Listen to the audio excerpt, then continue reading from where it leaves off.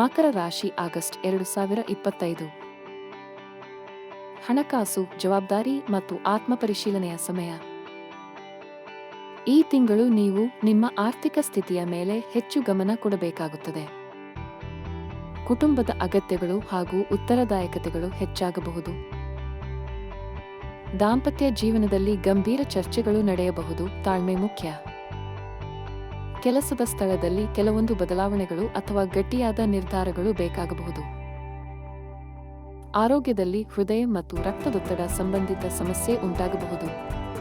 ಧ್ಯಾನ ಮತ್ತು ಯೋಗದಿಂದ ಶಾಂತಿ ಸಿಗಬಹುದು. ಗ್ರಹಸ್ಥಿತಿಗಳ ಸಂದೇಶ. ಶನಿ ಲಗ್ನದಲ್ಲೇ ಆತ್ಮಪರಿಶೀಲನೆ ಮತ್ತು ಜೀವನ ಶೈಲಿಯಲ್ಲಿ ಬದಲಾವಣೆ.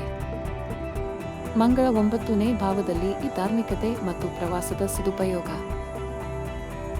ಸೂರ್ಯ ಬುಧ 8ನೇ ಭಾವದಲ್ಲಿ ಆರ್ಥಿಕವಾಗಿ ಏರಿಳಿತ, ಮೂಲ್ಯದ ಆಸ್ತಿಗಳ ಗಮನ. ಸಂಸಾರದಲ್ಲಿ ಗಂಭೀರತೆ ಹೆಚ್ಚು, ಆದರೆ ಅನುಭವವು ಬೆಳೆಯುತ್ತದೆ. ಪರಿಹಾರ: ಓಂ ನಮಃ ಶಿವಾಯ ಮಂತ್ರವನ್ನು ಪ್ರತಿದಿನ 11 ಬಾರಿ ಜಪಿಸಿ. ಶನಿವಾರದಂದು ಕಪ್ಪು ಬಟ್ಟೆಯನ್ನು ದಾನ ಮಾಡಿದರೆ ಶನಿಯ ದೋಷ ಕಡಿಮೆಯಾಗುತ್ತದೆ.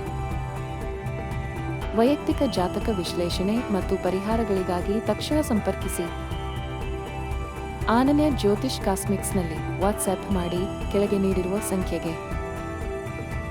ವಿಡಿಯೋ ಇಷ್ಟವಾದರೆ ಖಂಡಿತ